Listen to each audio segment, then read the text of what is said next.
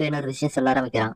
என்ன அப்படின்னு பாத்தீங்கன்னா, ஒரு அந்த டெம்பிள்ல இருந்து லீவ் ஒரு 40 வருஷம் கழிச்சு, இதுல இருந்து ஒரு 10 வருஷம் கழிச்சு ஒரு ஜீனியஸான குழந்தை அந்த லேண்ட்ல பிறந்ததா கேள்விப்பட்டானா. அந்த பையன் வளர்ந்த பிறகு காய்கோ அப்படிங்கிற அந்த டைட்டிலும் அவனுக்கு சொந்தமாக்கிட்டானா. ஆனா இப்ப அந்த பையன் நான் ஜப்பான்ல மீட் பண்ணுவேன் நினைக்கவே இல்லை அப்படின்ற மாதிரி சொல்லும் போதுதான் தெரியுது அவன் ரெட்ஸோ பத்தி தான் பேசிட்டு இருக்காங்க. போன எபிசோட் பிளாஷ்பேக்ல பாத்துருப்போம். வந்து அவனோட மாஸ்டர் கிட்ட டோரியனை பத்தி கேட்ட பிறகு ரொம்பவுமே கஷ்டப்பட்டு லேட்டர் அந்த காய்கோ அப்படிங்கிற டைட்டிலுமே அவனுக்கு சொந்தமாக்கியிருக்கான். தான் டோரியன் என் கூட ஃபைட் பண்ண ஆசைப்படுறேன் அப்படின்ற மாதிரி கேட்கும்போது இப்போதைக்கு ரெட்ஸோ பொறுத்த வரைக்கும் டோரியன் வந்து 2 பேரும் ஒரே டெம்பிள்ல கும்ஃபு பழகிருக்காங்க. அது மட்டும் இல்லாம டோரியன் தான் டான்கான் அப்படிங்கிற ஒரு டெக்னிக்குமே கண்டுபிடிச்சிருக்கான். அதைத்தான் ரெட்ஸோவே சொல்ல ஆரம்பிக்கிறான். நீங்க ஒரு கிரிமினலாவே இருந்தாலும் நம்ம எல்லாருமே ஒரே டெம்பிள்ல சக மாணவர்களா இருந்திருக்கோம். அப்படிங்கிற பட்சத்துல உங்க கூட என்னால ஃபைட் பண்ண முடியாது அப்படின்னு மாதிரி சொல்றான். அதான் காட்சுமி, நீங்க 2 பேரும் ஒரே ஸ்கூல்ல இருந்தா வரீங்களா? இப்ப அது முக்கியம் இல்ல ரெட்ஸ், உன்னோட ஆன்சர் என்னன்னு எங்களுக்கு இப்ப தெரிஞ்சிருச்சு. அந்த ஃபைட்டுக்கும் ஃபர்ஸ்ட்ல இருந்தே சமம் இல்ல. எப்படி பார்த்தாலும் நீ வந்து ஒரு அவுட்சைடர் தான். இதை நாங்களே பாத்துக்கிறோம் அப்படின்ற மாதிரி காட்சுமி சொல்ல, இப்போ உன்னோட மாஸ்டர் நான் இங்க இருக்கேன் அப்படின்ற மாதிரி சொல்ல, சிமியோ நான் வந்து ஷின்ஜின்காயை ரீப்ரசென்ட் பண்ணி வந்திருக்கேன். மட்டும் இல்லாம இன்னொரு விஷயம், நீங்க வந்து டோஜோல இருந்து அப்பவே குயிட் ஆயிட்டீங்க. இப்போ அவன் ஷின்ஜின்காயை கிரியேட் பண்ணதே நான் தாண்டா. மட்டும் இல்லாம கராத்தேக்கு ரொம்பவுமே முக்கியமான ஒரு விஷயத்தை என் கையில இருந்து எடுத்துட்டான். இந்த ஃபைட்டை ஃபர்ஸ்ட் நான் தான் பண்ணி ஆகணும் அப்படின்ற மாதிரி சொல்லிட்டு அந்த 2 பேரும் ஃபைட்டுக்கு ரெடி ஆகுறாங்க. காட்சுமி ரெட்ஸ் இவங்க 2 பேரும் ஆச்சரியப்படுற மாதிரியான ஒரு விஷயம் நடக்குது. டப்போ அவர் போட்டிருந்த எல்லா அவுட்ஃபிட்டையும் கழிச்சிட்டு ஒரே ஒரு ஷார்ட்ஸ் மட்டும் போட்டுட்டு இருப்பாரு. அந்த ஷார்ட்ஸை பார்த்து இவனுங்க இது வந்து டைகர் கில்லரை தானே குறிக்குது. அதான் நமக்கு ஒரு உண்மை சொல்ல ஆரம்பிக்கிறாங்க. 20 வருஷத்துக்கு முன்னாடி அண்டர் கிரவுண்ட் அரேனால டப்போ வந்து ஒரு டைகரை கொண்டிருக்காரு. அதோட வெயிட் எவ்வளவு இருக்குன்னு நினைக்கிறீங்க? 260 kg. நம்ம நினைக்கிற மாதிரி எல்லாம் இல்ல. வைல்ட் அனிமல்ஸோட ஸ்கின் எல்லாம் வந்து ரொம்பவுமே ஸ்ட்ராங்கா ஹார்டாவும் இருக்கும். எல்லாமே இவங்க ஆச்சரியப்படுற அளவுக்கு இருக்குல்ல. அது எந்த அளவுக்கு பயங்கரமான விஷயம் நீங்க யோசிச்சு பாருங்க. காட்சுமி வந்து இந்த ஸ்டோரிலாம் அப்ப உண்மைதானா? அதான் டப்போவும் சொல்றாரு, நான் அந்த டைகரை கொன்னேன் அப்படிங்கறத வெளியே சொன்னா எவனுமே நம்ப மாட்டானுங்க. இந்த மாதிரி சொல்லிட்டு டோரியன் கூட ஃபைட் ஆரம்பிக்க இந்த 2 பேரும் சண்டை போட்டுட்டு இருக்கும்போது ஒரு டைம்ல இப்போ அவரோட லெஃப்ட் ஹேண்ட் வந்து 2 துண்டா இருக்கும்ல, அதுல வந்து கட்டு போட்டிருப்பாரு. அந்த கட்டு பிரேக் ஆகின கையை வச்சு டோரியனோட பேசிலே ஒரு பஞ்சு விடுறாரு. அதை பார்த்த நம்ம மட்டும் இல்ல எல்லாருமே குழம்பு போயிருக்கானுங்க. அந்த கை எப்படி திரும்பி வந்துச்சு? டோரியன் கூட இதுக்கு முன்னாடி ஃபைட் பண்ணும்போது அந்த கையை 2 துண்டா ஆக்கி விட்டுருப்பான். இப்படி திரும்ப வந்துச்சு அப்படின்னு எல்லாருமே யோசிச்சுட்டு இருக்கும்போது ஒரு பிளாஷ்பேக் காமிக்கிறாங்க. அந்த பிளாஷ்பேக்ல என்ன காமிக்கிறாங்க அப்படின்னா, டோரியன் கிட்ட இருந்து டெப்போ தப்பிச்சு வந்த பிறகு டெப்போ வந்து ஒரு பர்டிகுலர் டாக்டரை மீட் பண்ண போறாரு. அந்த டாக்டர் வெட்டுப்பட்ட இடத்த பார்த்துட்டு இது வந்து கட்டாங்கின மாதிரி தெரியலையே, வந்து இது பியானோ ஸ்ட்ரிங்கால வெட்டுப்பட்ட மாதிரி தான் இருக்குது. அதை விட தனியா போன அந்த ஆமை எங்க?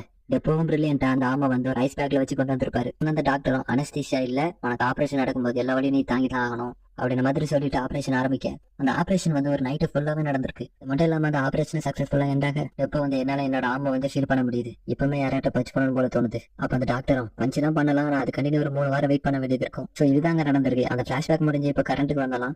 2 பேருமே ஃபைட்டுக்கு தயாராக டெப்போ வந்து அவரோட ஃபர்ஸ்ட் ஸ்ட்ரைக்கா இருக்கிறாரு. பஞ்ச் பண்ண உடனே டோரியனோட வாய்க்குள்ள இருந்து ஏதோ வெளியே வர ஆரம்பிக்குது. அந்த மாதிரி இல்லாம இந்த ஒரு பாட்டில் வர ஆரம்பிக்குது. அந்த வாயா இல்ல வெப்பன்ஸை டம்ப் பண்ணி வைக்கக்கூடிய குடோனாலே தெரியல. இதெல்லாம் என்ன வெப்பன் தான் வருது அப்படின்னு பார்க்கும்போது ஆசிட், அந்த பாட்டில் ஃபுல்லாவே ஆசிட் தான் இருக்குது. கேஸ் அந்த பாட்டில் வந்து அவரோட வயிற்றுக்குள்ளே வெடிச்சிருந்தா என்ன ஆயிருன்னு வச்சு பாருங்க. இன்னொரு ஆர்கன்ஸே இருக்காது. நேரம் நடந்த ஃபைட்ல டெப்போ தான் டோரியனை ஓவர் பவர் பண்றாரு. இந்த ஃபைட்டை இங்க கட் பண்ணி பாக்கி யூனிவர்ஸ்லேயே பியூட்டிஃபுல்லான கப்பலை காமிக்க ஆரம்பிக்கிறாங்க. அது வேற யாருமே இல்ல, நம்ம பாக்கியா மார்ச் மாட்டாங்க. எப்பவும் போலதான் இந்த தடவையும் பாக்கி தான் மார்ச் மாட்டா வெளியே கூட்டு வந்திருக்கான். இந்த மார்ச் மாட்டா அவங்க மனசுல இருக்கிற விஷயத்தை கேட்க ஆரம்பிக்கிறாங்க. இப்போ கொஞ்ச நாளாவே நம்ம 2 பேரும் சேர்ந்துதான் இருக்கோம்ல. கேட்ட பாக்கி என்ன என் கூட வர உனக்கு பிடிக்கலையா? இல்ல நீ எப்போ மாதிரி இல்லாம டெய்லியுமே இப்ப என்ன வெளியே கூட்டிட்டு வந்துட்டு இருக்கேன். நான் பார்த்து உனக்கு போர் அடிச்சிருமோ அப்படின்னு நம்ம கேட்க, உனக்கு ஒண்ணு தெரியுமா, உன்னை நான் லைக் பண்றேன் அப்படிங்கறது எனக்கு தெரியறதுக்கு முன்னாடியே நான் வந்து உன்னை லைக் பண்ண ஆரம்பிச்சிட்டேன். அது மட்டும் இல்லாம ஒண்ணு எனக்கு பிடிக்காது அப்படிங்கறத என்னால யோசிச்சு கூட பார்க்க முடியல அப்படின்ற மாதிரி சொல்லிட்டு கிஸ் பண்ண ஆரம்பிச்சிருவான். இதை பாக்குறவங்களும் பார்த்து சந்தோஷப்பட்டுக்கிட்டே போறாங்க. இன்னொரு அமேசிங்கான சொசைட்டில அவங்க 2 பேருமே அந்த பிளேஸ்ல இருந்து வீட்டுக்கு கிளம்பி போயிட்டு இருக்கும்போது பாக்கியோட அப்பாவான ஹன்மா பாக்கி நீ லவ் புரிஞ்சுக்கிற அளவுக்கு வளர்ந்துட்டியா அப்படின்ற மாதிரி பாத்துட்டு இருக்காரு. டெப்போ டோரியன் 2 பேருமே பயங்கரமா சண்டை போட்டுட்டு இருக்கும்போது டோரியன் திடீர்னு ஒரு கட்டா மாதிரி ஏதோ பண்ண ஆரம்பிக்கிறான். அப்பதான் டெப்போ பார்த்து ஒன்று சொல்றான், கராத்தேக்கு லாயலா இருக்கிற யாராலையுமே என்ன டிஃபீட் பண்ண முடியாது. காட்சி அவன் பண்றது எதுவுமே நமக்கு புரிய மாட்டேங்க அப்படின்ற மாதிரி முடிச்சிட்டு இருக்க. டெப்போ அப்பதான் அவர் காலு கீழே இருக்கிற 2 கல் எடுக்கிறாரு. அதுல ஒரு பீஸ் காட்சியுமே பார்த்து வீச காட்சியுமே அந்த கல்லை தட்டி விடுறத நம்மளால பார்க்க முடியுது. ஆனா அதே சமயத்துல இன்னொரு கல்லை தூக்கி டோரியனை நோக்கி வீசும்போது கல்லு வந்து டோரியன் கிட்ட ஒரு குறிப்பிட்ட ரேஞ்சு கிட்ட போன பிறகு சடனா வேனிஷ் ஆயிருமா. என்ன அவனோட பையன் கூட கம்பேர் பண்றேன் அப்படின்ற மாதிரி சொல்லிட்டு டோரியன் வந்து அந்த கையை ஓபன் பண்ண அவனோட கையில அந்த கல்லு வந்து மொத்தமா தூளாகி இருக்கும். டஸ்ட் டெப்போ மேல ஊத்திட்டு அட்டாக் பண்ணலான்னு போகும்போது இப்போ டோரியனை ஈஸியாவே அடிக்க ஆரம்பிக்கிறாரு. வந்து ஒரு சைனீஸ் கென்போ மாஸ்டர் வந்துட்டு இந்த அளவுக்கு வீக்கா இருக்க முடியாது என்று நடிக்காது அப்படின்ற மாதிரி ஒரு வச்சு சொல்ல டோரியன் அல்ற மாதிரி நடிக்க ஆரம்பிக்கிறான். காட்சுமி கிட்ட போய் என்ன பண்ணிட்டு இருக்கீங்க அப்படின்னு கத்திட்டு இருக்கான். என்ன அப்படின்னு பார்த்தா டெப்போ டோரியனுக்கு முன்னாடி தான் நின்றுட்டு இருக்காரு. ஆனா டோரியனை நோக்கி இல்ல, டோரியனுக்கு ஆப்போசிட்டா. இப்பதான் நமக்கு ஒரு விஷயம் புரியுது. டோரியன் அந்த டஸ்ட்டை ஊதி விட்டதுக்கு அப்புறம் நடந்த எல்லா விஷயமே டெப்போவோட ஒரு கற்பனை தான். அப்பதான் காட்சுமி ரெட்ஸோ பார்த்து உங்க டோச்சர் இந்த மாதிரியான டெக்னிக்கை சொல்லி தராங்களா அப்படின்ற மாதிரி கேட்கும்போது சைனீஸ் கராத்தேல இதெல்லாம் சொல்லி தர மாட்டாங்க. இது வந்து ஹைப்னோசிஸ். இது வந்து எப்படி அப்படின்னா ஒரு ஃபைட்டர் வந்து என்ன ஆனாலும் வின் பண்ணி ஆகணும் அப்படின்ற மாதிரி யோசிக்கும் போது இவங்க வந்து அவங்களுக்கு ஹிப்னோசிஸ்ல போட்டுருவாங்க. அப்படிங்கிற பட்சத்துல அவங்களோட பிரெயின் வந்து அவங்களுக்கு ஈக்குவலான ஒரு எனிமையா உருவாக்கி இதுதான் உண்மையான எனிமி அப்படிங்கறத நம்பி சண்டை போட வைப்பாங்க. டோரியனா டப்பா பார்த்து பையன் நல்லா சண்டை போடானா அப்படின்ற மாதிரி பார்த்துட்டு இருக்கான். அப்பதான் டோரியன் பையன் இப்போ டெம்பரவரி டைம்ல தானே இருக்கிறான், வந்து வாழ்க்கை ஃபுல்லா ட்ரீம்லயே போட்டலாம் அப்படின்ற மாதிரி சொல்லிட்டு அட்டாக் பண்ண போக பஞ்சை வந்து டெப்போ பிளாக் பண்றாரு. டோரிக்கெல்லாம் சரியான ஆச்சரியம். எப்போ வந்து ஹிப்னோசிஸ்ல இல்லாத மாதிரியே டோரியன் அட்டாக் பண்ண ஆரம்பிக்கிறாரு. காஷ்மி அவர் வந்து ஹிப்னோசிஸ்ல ஃபர்ஸ்ட்ல இருந்து இல்ல அப்படின்ற மாதிரி கேட்கும்போது ரெட்ஸ் அப்படி இல்ல, அவர் வந்து ஹிப்னோசிஸ்ல தான் இருக்காரு. பட் ஆனா அது எப்படி அப்படின்ற மாதிரி நம்ம யோசிக்கும் போது டெப்போக்கு தெரியும் அவர் இது வரைக்கும் நிறைய ஃபைட்ல கலந்துருக்காரு. அது மட்டும் இல்லாம இந்த ஃபைட் வந்து ஒரு நார்மலான ஃபைட்டா இருக்க போறது இல்லைன்னு. பொறுத்த வரைக்கும் இந்த பேட்டில் இன்னைக்கு நைட்டே முடிச்சே ஆகணும். ரெட்ஸ் என்னால இந்த ஸ்பெல்ல பிரேக் பண்ண முடியும் அப்படின்ற மாதிரி சொல்லிட்டு ஒரு கிளாப் பண்ணுவான்.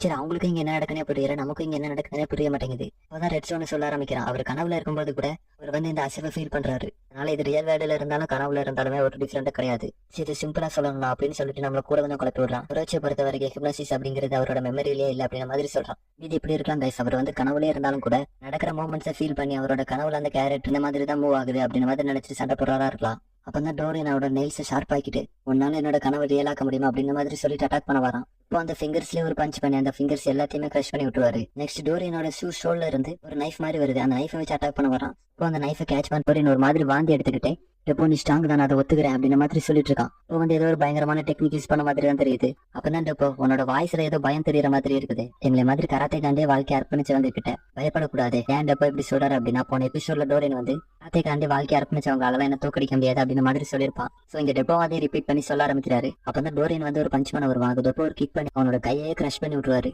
போய் சொல்லல, நீங்க சொன்னா நம்ப மாட்டீங்க. டோரியன் வந்து அந்த வழியில துடிக்க ஆரம்பிக்கிறான். அது மட்டும் இல்லாம டெப்போ வந்து ஒரு ஸ்பெஷலான பஞ்ச் கொடுக்க அவனோட செஸ்ட் போன் எல்லாமே பிரேக் ஆக ஆரம்பிக்குது. அந்த பஞ்சை யூஸ் பண்ணி டோரியனோட செஸ்ட் ஃபுல்லாவே கிரஷ் பண்ண ஆரம்பிக்கிறாரு. இந்த பஞ்ச் எப்படி இருக்கு? கராத்தே காண்டி வாழ்க்கையை அர்ப்பணிச்சவனோட பஞ்ச் எப்படி இருக்கு? மார்ஷல் ஆர்ட்ஸ் காண்டி நீ உன்னை டிவோட் பண்ணலாம். ஆனா இந்த அளவுக்கான ஒரு ஸ்ட்ரென்த் அச்சீவ் எப்பவுமே பண்ண முடியாது. இந்த மாதிரியான வேட்சை சொல்லி டோரியன் அடிக்க ஆரம்பிக்கிறாரு. ஃபைனலா டோரியனோட 2 நீயும் பிரேக் பண்ணி உன்னை உட்கார வைக்க டோரியன் திங்க் பண்ண ஆரம்பிச்சிட்டான். நான் தோக்க போறேனா இல்ல இதுதான் என்னோட எண்டா, அவ்வளவுதான் நம்ம கிளைமேக்ஸ் ரீச் பண்ணியாச்சு அப்படின்னு காட்ஸ்மி சொல்ல எப்போ வச்சு உனக்கான ஃபைனல் ப்ளோவை கொடுத்துடலாமா? டோரியனோட பாடி அவன அறியாமே ஷேக் ஆக ஆரம்பிக்குது. அவனோட வாழ்க்கையிலே ஃபர்ஸ்ட் டைம் ஃபியர் அனுபவிக்கிறான். மாதிரியான ஃபீலிங் அவனுக்கு புதுசாவே இருக்குது. எப்போ அவரோட ஃபைனல் பஞ்ச கொடுப்பாரு பார்த்தா பாதிலே நிப்பாட்டிட்டு பின்னாடி திரும்பி இது உன்னோட டேன் அப்படின்னு சொல்ல நம்மளும் காட்ஸ்மி இல்ல ரெட்ஸ் தான் சொல்றாரு நினைப்போம். பட் ஆனா நம்ம அந்த இடத்துல கொஞ்சம் கூட எதிர்பார்க்காத மாதிரி காட்ட வந்திருக்கான். அதுவும் ஹாஸ்பிட்டல்ல ட்ரீட்மெண்ட் எடுத்துட்டு இருக்கும்போது பாதிலே கூட்டு வந்திருக்கானுங்க. அந்த கோட்டோக்கு ட்ரீட்மெண்ட் பாக்குற டாக்டர் அந்த இடத்துக்கு வந்து உன்னோட கண்டிஷன் தெரியாம நீங்க இங்க கூட்டு வந்திருக்கீங்க, அவன் என்ன கொல்ல ட்ரை பண்றீங்களா? இதுலயே காமெடி டெப்போ கோட்டோவை மட்டும் வர வச்சது இல்லாம இந்த டாக்டரையுமே ஃபோர்ஸ் பண்ணி தான் கூட்டு வந்திருக்கானுங்க. அப்பதான் அந்த டாக்டர் அவனை கூட்டு வந்தது கரெக்டான ரீசன் நீங்க சொல்லலாம்னா நான் உங்களை போலீஸ் ரிப்போர்ட் பண்ணிடுறேன் அப்படின்னு சொல்ல எப்போ அவனை எது கூட்டு வந்தோம் அப்படிங்கிற ரீசன் சொல்ல ஆரம்பிக்கிறாரு. ஒன்னும் இல்ல டாக்டர், நாங்க வந்து அவனை ஃபைட் பண்ண விட போறோம் அப்படின்னு சொன்ன உடனே டாக்டரும் இல்ல எனக்கு புரியல, எனக்கு பின்னாடி ஒருத்தன் முட்டி போட்டுட்டு இருக்கானு, இவனுக்கு வந்து கோட்டோ ஃபைனல் ப்ளோ கொடுக்க போறான் அப்படின்னு சொல்ல கோட்டாவா என்ன காமெடி பண்றீங்களா? அவனோட கண்டிஷன் என்ன உங்களுக்கு தெரியுமா? அவனோட பாடியில எவ்வளவு இன்ஜுரி இருக்கு தெரியுமா? அதுலயே முக்கியமா அவனுக்கான அதிகமான பிளட் லாஸ்னால வந்து அன்கான்சியஸா இருக்கிறான். அவன் எந்திரிச்சு வரதே பெரிய விஷயம். அவன் எப்படி ஃபைட் பண்ணுவான்னு நினைக்கிறீங்க அப்படின்ற மாதிரி கேட்கும்போது அப்பதான் டெப்போ அந்த டாக்டர் கிட்ட நீங்க கொஞ்சம் நடந்து போறீங்களா, நீ சொன்ன அந்த அன்கான்சியஸ் பேஷண்ட் வந்து இப்ப நடந்து வந்துட்டு இருக்காரு. கோட்டோவா அவங்களை கிராஸ் பண்ணி நடந்து போக அந்த டாக்டர் வாயை பழந்து பாத்துட்டு இருப்பாரு. கோட்டோ டோரியன் பக்கத்துல போக போக டோரியன் வந்து ரொம்பவே ட்ரிம்பிள் ஆக ஆரம்பிக்கிறான். டெப்போ கோட்டோ கிட்ட உங்க 2 பேரோட பாடி டேமேஜ் இப்ப சேமா இருக்குது, ஃபைனல் ப்ளோவை கூட அப்படின்னு சொல்ல கோட்டோ வந்து பயங்கரமா ரேஞ்ச் ஆக ஆரம்பிக்கிறான். கோட்டோட ரேஞ்சை பார்த்து டோரியன் நான் என்னோட தோல்வி ஒத்துக்கிறேன், நான் சரண்டர் ஆகிறேன் அப்படின்னு சொல்லி கத்த ஆரம்பிக்கிறான். இப்போ டோரியனோட வாயில இருந்து வர வேட்ஸ் எல்லாமே ட்ரூவா இருக்கிற மாதிரி தான் இருக்குது. அவனோட ஃபேஸ்ல அவன் எந்த அளவுக்கு பயந்துருக்கான் அப்படிங்கறத நம்மளால பார்க்க முடியும். சோ டோரியன் சரண்டர் ஆகிட்டான் அப்படிங்கறனால அவனுக்கான ஃபைனல் ப்ளோ கொடுக்கவே இல்லை. டோரியன் கார்ட்ஸ் 2 பேரையுமே இப்போ ஹாஸ்பிட்டல்ல தான் அட்மிட் பண்ணிருக்காங்க. அப்பதான் அந்த டாக்டர் டோரியனோட பாடியை ஸ்கேன் பண்ணி பார்த்ததுல அவனோட ரைட் ஆர்ம்ல ஏதோ ஒன்று இருக்கிறத பாக்குறாரு. ஃபர்ஸ்ட் அதை பார்த்துட்டு அது வந்து ஒரு பேட்டரி இல்ல ஏதாவது ஒரு மெடிசனா தான் இருக்கும் அப்படின்ற மாதிரி நினைக்கிறாங்க. பட் ஆனா அந்த டாக்டர் வந்து இப்ப கொஞ்ச நேரத்துக்கு முன்னாடி பல வேறான விஷயங்களை பாத்துருப்பார்ல, அதனால இது வந்து மேபி எக்ஸ்ப்ளோசிவா இருக்குமா அப்படின்ற மாதிரி யோசிக்க ஆரம்பிக்கிறாரு. அப்படி இது வந்து ஒரு எக்ஸ்ப்ளோசிவா இருந்துச்சுன்னா அதோட டினோட்டர் வந்து பிரேஸ்டோட பாட்டம்ல தான் இருக்கணும் அப்படின்ற மாதிரி சொல்றாரு. மொரலைக்கு அந்த எக்ஸ்ப்ளோசிவ் இந்த மாதிரி தட்டுனா வெடிச்சிடும் அப்படின்னு பக்கத்துல இருந்த டாக்டர் கிட்ட சொல்ல அப்படி நீங்க சொல்ற மாதிரி இருந்துச்சுன்னா அவனோட உடம்புல இந்த கை மட்டும் தான் இப்போதைக்கு நல்லா இருக்குது. மேபி இதை வந்து அவனோட லாஸ்ட் வெப்பனை யூஸ் பண்ணலாம்னு வச்சிருந்திருக்கலாம். மாதிரி இவங்க இங்க டிஸ்கஷன் பண்ணிட்டு இருக்க டோரியனுக்கு ட்ரீட்மெண்ட் பாக்குற இந்த ரூம்ல டோரியனை காணோம். இங்கதான் போயிருப்பான் அப்படின்னு யோசிக்கும் போது அவன் வந்து காட்டோட ரூமுக்கு தான் போயிருக்கான். கோட்டோ நல்லாவே அசந்து தூங்கிட்டு இருக்கிறான். அவனோட சைடு டோரியன் இருக்கிறத பாக்கும்போது நமக்கு தோணி ஏதாட்ட பண்ணிட்டா என்ன ஆகும் அப்படின்னு. அப்பதான் டோரியன் இதுதான் உங்களோட வீக்னஸ், நான் உங்ககிட்ட நின்றுட்டு இருக்கிறேன் ஆனா நீ என்ன தூங்கிட்டு இருக்கல, நான் உன்கிட்ட கெஞ்சின மாதிரி நீ உன்னோட லைஃப் காண்டி என்கிட்ட கெஞ்சினா நான் அவனை விட்டுருவேன் நினைக்கிறியா?